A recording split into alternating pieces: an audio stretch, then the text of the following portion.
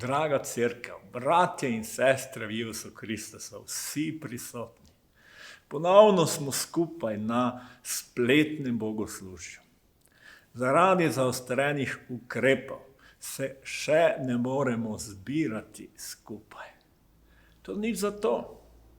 To je čas, jaz verujem, da Bog tudi svojo cerkev trese, da resnično pogledamo v naša srca, pogledamo v naše življenje, a slavimo in častimo našega Boga. A je On center našega čaščenja in življenja. In tako vas povabim, odprimo zdaj srca pred našim Bogom. Slavimo, poveličujmo in se zahvaljujemo njegovemu vsemogočnemu Bogu za njegovo ljubezen, dobroto, milost in usmiljenje. In zaupajmo Bogu. On nas bo peljal tudi skozi to situacijo, v kateri smo v tem trenutku. Odprimo srca in dajmo slavo, čast in hvalo našemu Bogu. Nebesa vsa, Božje veličastvo širijo. Kdo mu je enak?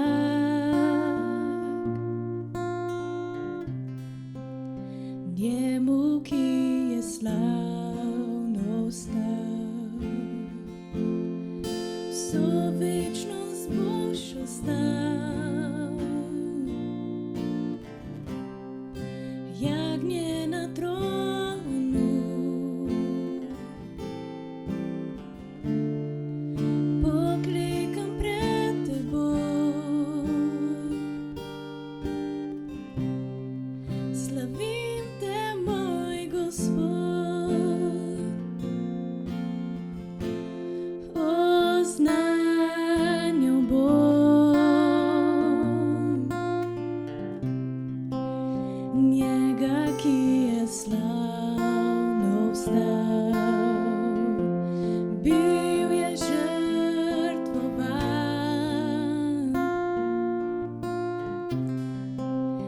da bi nas odrešil. Vso večnost boš ostal, vso večnost boš ostal. Jagnje na tronu, jagnje na tronu, poklekam pred teboj, poklekam pred teboj, slavim te, moj Gospod.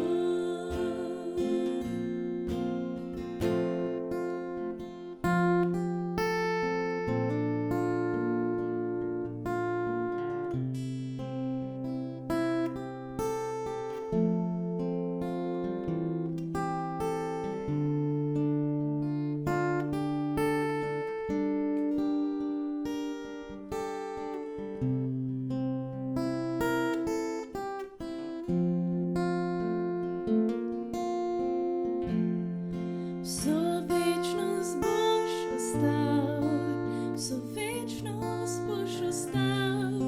Jagnje na tronu, jagnje na tronu, poklekam pred teboj, poklekam pred teboj, slavim te, moj Gospod.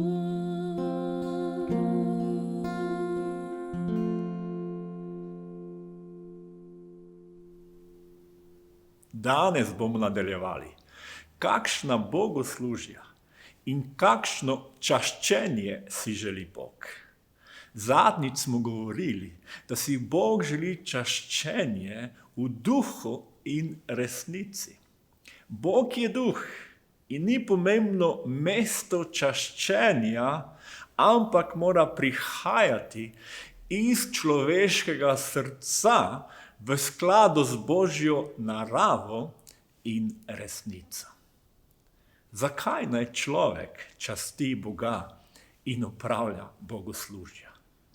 verjetno se nam ob tem poraja vprašanje, odkot Bog, ali sploh obstaja.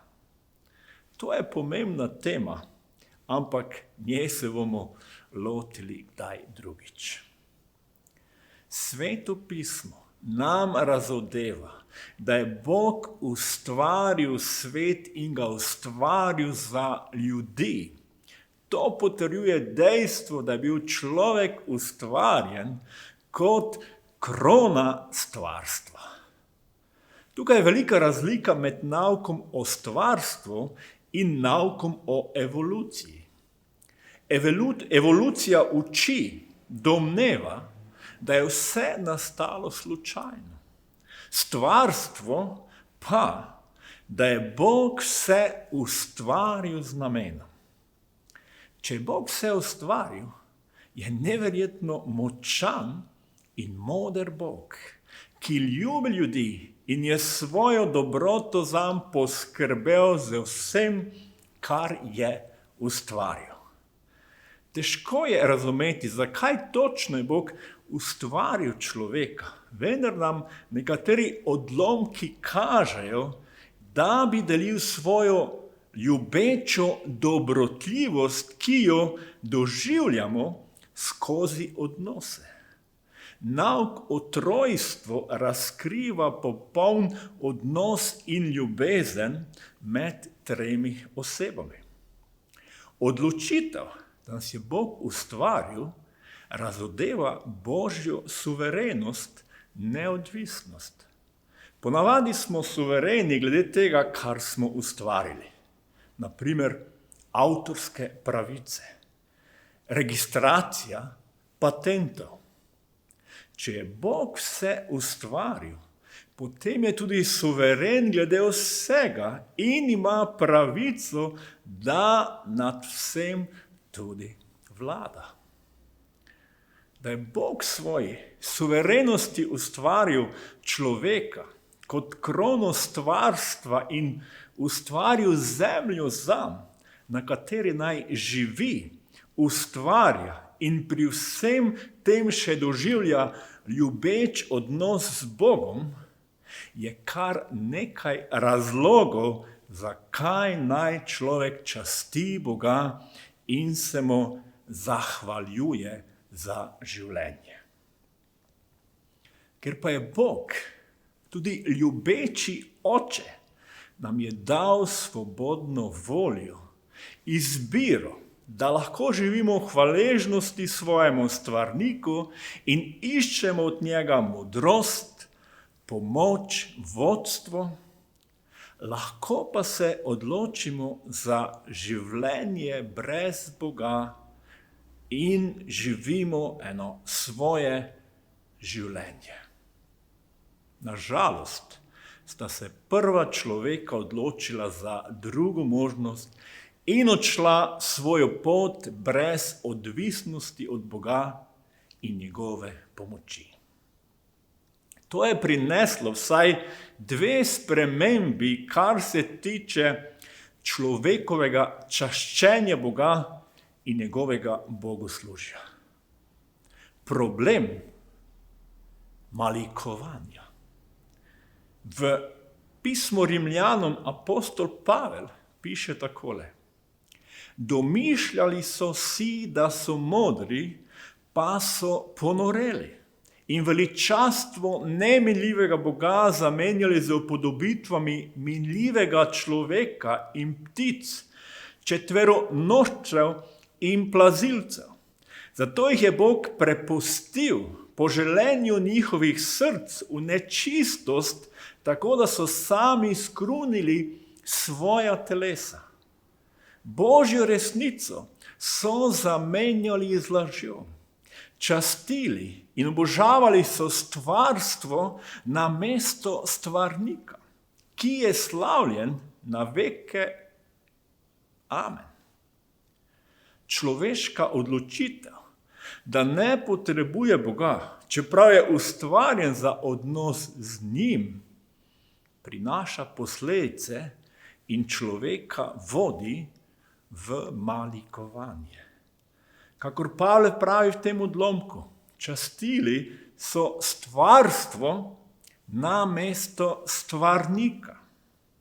Zato imamo danes toliko božanstev, bogov, religij in dejstvo je, da zelo malo ateistov.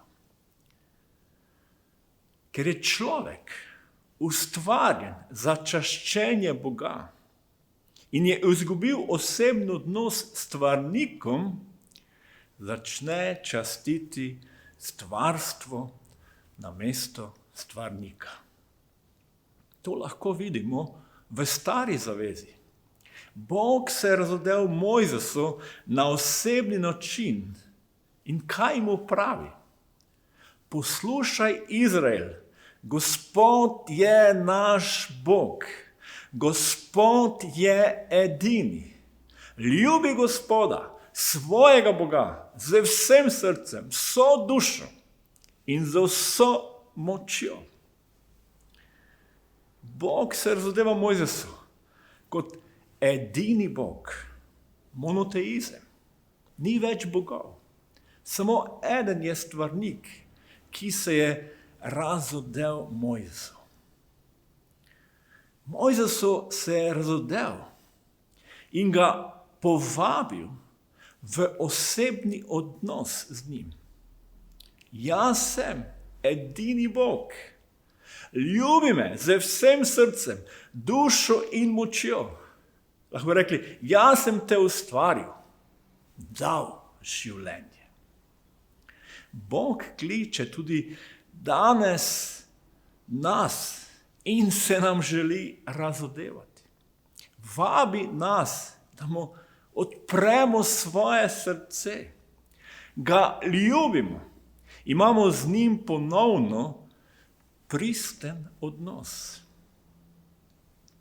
Naj si ne delamo svojih bogov, podob, kar je Bog zelo jasno zapovedal Mojzesu, ker je hotel zaščititi pred malikovanjem.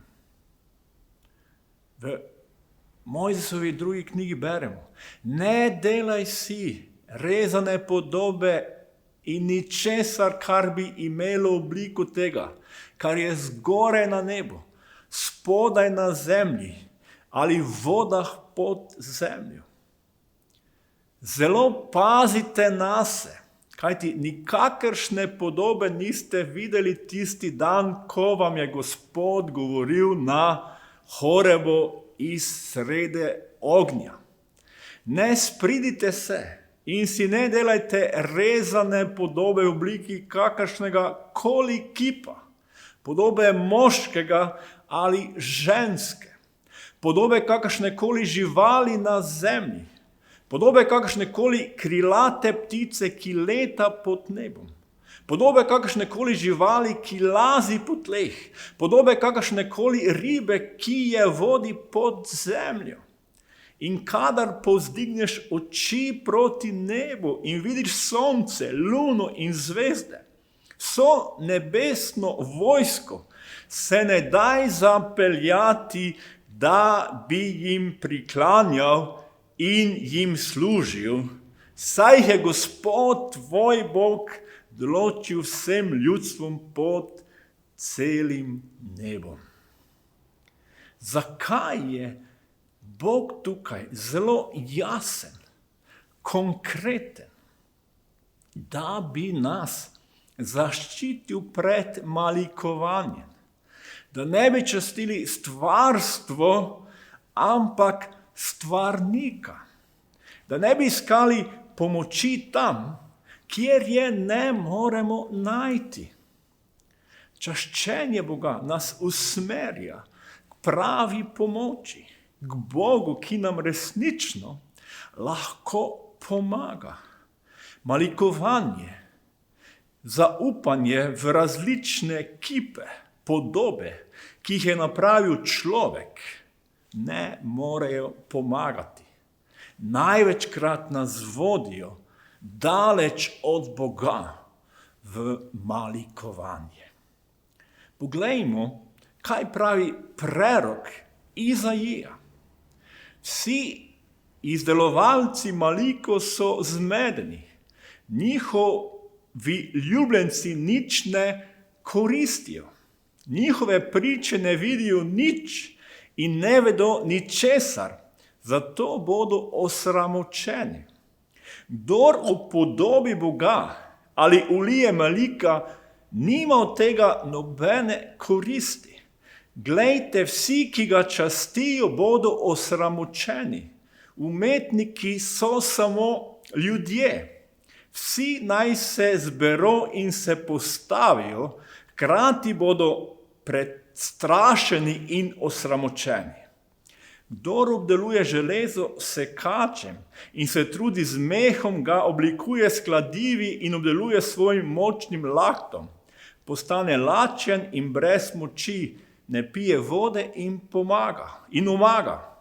Kdor obdeluje les, napne vrvico, ga začrtuje s svinčnikom, obdeluje z dleti in očrtuje šestilom. Tako izdela podobnega možu, krasnemu človeku, da dobi svoj prostor v hiši. Poseka si cedre, vzame cipreso ali hrast, ki se mu odebeli med gozdnim drevjem, vsaki cedri in deši daje, da zraste. Človek jih uporablja za kurjavo, vzame jih in se ogreje, kuri z njimi in peče kruh. Naredi pa si tudi Boga in ga časti, izdela iz njih malika in se mu klanja. Polovico pokuri v ognju in ostalo polovico je meso, speče pečenko in se nasiti. Tudi ogreje se in pravi: ogrel sem se, čutim toploto. Iz ostanka pa si naredi malika za Boga, pade preden in se mu priklanja. Moli k njemu in pravi: reši me, kajti ti si moj Bog. Ne spoznajo in ne razumejo, kajti njihove oči so zaslepljene, da ne spregledajo in njihova srca, da ne doumejo. Malo daljši odlomek, ampak nam zelo jasno govori, da malik ne more pomagati. Izdelovalci maliko so zmedeni, so samo ljudje umetniki, ki iz mrtvih snovi izdelujejo malika, ki ne morejo pomagati. Zaslepijo naše duhovne oči in človeško srce ni odprto za živega Boga. Prerok Jeremija razodeva: saj je moje ljudstvo storilo dvojno hudobijo. Zapustili so mene, studenec žive vode, in si izkopali kapnice, razpokane kapnice, ki ne držijo vode. Zapustili so studenec živega Boga, govori prerok Jeremija, kateri resnično lahko pomaga, kateremu edino pripada vsa slava, moč in čast. In ne samo to. Izraelsko ljudstvo je velikokrat vse pomešalo svoje Boga z drugimi poganskimi bogovi. Častili so torej Gospoda in služili svojim bogovom po običaju narodov, iz katerih so jih bili odpeljali. Ena žalostna slika, lahko bi rekla ena duhovna zmeda in malikovanje. Človeško srce, daleč stran od živega Boga. Kakšno je danes duhovno stanje ljudi? Koga častimo? Komu se klanjamo? V kaj verujemo? A so to predmeti, kipi, podobe, kamni? ali pa častimo stvarnika, živega Boga, ali njemu zaupamo, ki nas ljubi, ki nam je dal življenje. En od centrov Izraelovega čaščenja je: spominjaj se, da si bil sužen v egiptovski deželi in te je Gospod tvoj Bog od tam izpeljal z močno roko, z iztegnjenim laktom. Zato ti je Gospod tvoj Bog zapovedal obhajati sobote. Ali en od centrov Izraelovega čaščenja je bilo, da jih je Bog rešil svojo močjo iz egiptovskega suženjstva. Kaj pa mi? Kaj pa cerkev Isusa Kristusa danes?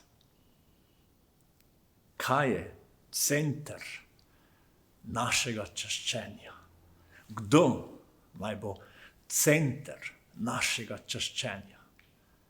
Apostol Peter pravi v moči Svetega Duha takole: bodi znano vsem vam in vsemu izraelskemu ljudstvu v imenu Jezusa Kristusa, Nazarečana, ki ste ga vi križali, Bog pa ga je budil od mrtvih. V njegovem imenu stoji ta človek zdrav pred vami. On je kamen, ki ste ga vi zadari zavrgli, a je postal vogelni kamen. Nikomer drugem ni odrešenja, zakaj pod nebom ljudem ni dano nobeno drugo ime, po katerem naj bi se mi rešili. O, draga cerkev, bratje in sestre, vsi, ki danes poslušate Božjo besedo, obstaja vsemogočni Bog, ki nam je dal življenje. In ne samo to. Mi smo šli svojo pot in se obrnili od njega, da Bog nas kliče nazaj. Poslal je svojega sina Isusa Kristusa, ki je umrl na križu in plačal ceno za naše grehe. Da imamo v njem odpuščanje, da imamo v njem svobodo in zmago nad grehom, da imamo v njem večno življenje. Kako ne bi slavili in častili našega Boga? Združimo se v molitvi in mogoče si v eni duhovni zmedi, mogoče kličeš pomoč, častiš različne bogove, zaupaš malikom in čakaš pomoč. Napravi danes odločitev. Povej: Bog, stvarnik nebes in zemlje, ki si mi dal življenje, vodi me v resnico. Pokaži mi, koliko me ljubiš, ker si poslal svojega sina, da je umrl za moje grehe. Odpusti mi greh in me izpolni s Svetim Duhom, da te bom lahko slavil in častil v duhu in resnici. In tako bo moč Svetega Duha delovala v tvojem življenju in ti odkrila in razodela eno novo čaščenje in slavljenje in moč, ki prihaja in pripada vsemogočnemu Bogu. In vsi, dragi bratje in sestre, ki služimo Gospodu, dovolimo, da nam Sveti Duh razodeva naprej, kako nas Bog ljubi, da je naš nebeški Oče. Dajmo njemu vso slavo, čast in hvalo. Amen.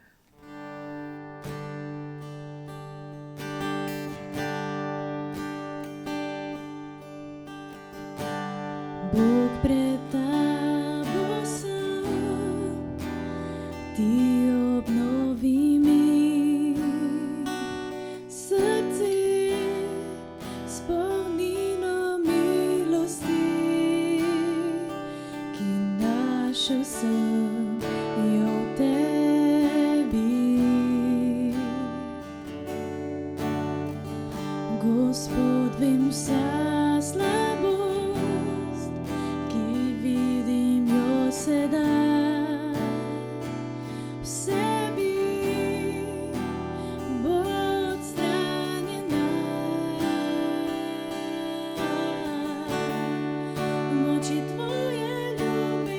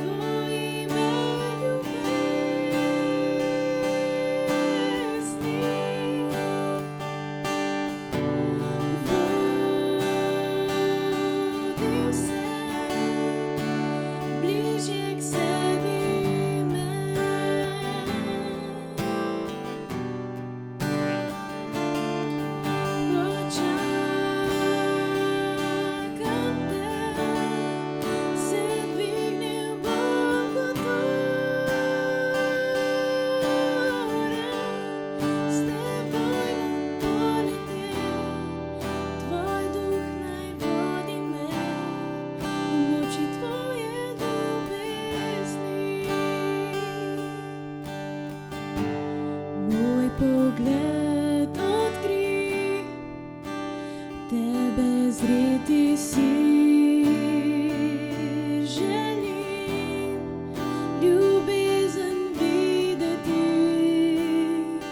ko ti živiš v meni.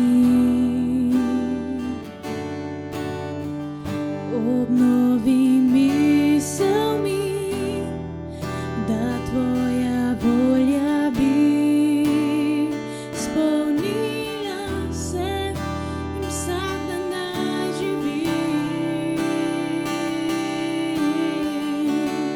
v moči tvoje ljubezni.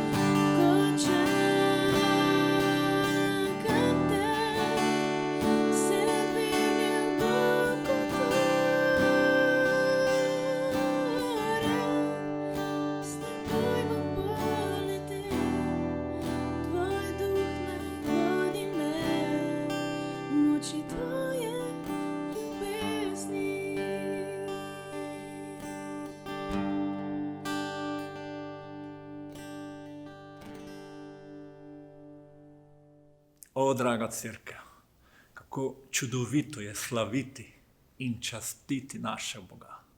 ko čutimo v našem duhu delovanje Svetega Duha. In to je naš Bog, ki si želi slavljenje in čaščenje v duhu in resnici. Želim vam blagoslovljeno nedeljo. In obenem povabim vse otroke na biblijsko zgodbo ali nedeljsko šolo, ki bo 15 minut do 11. Amen.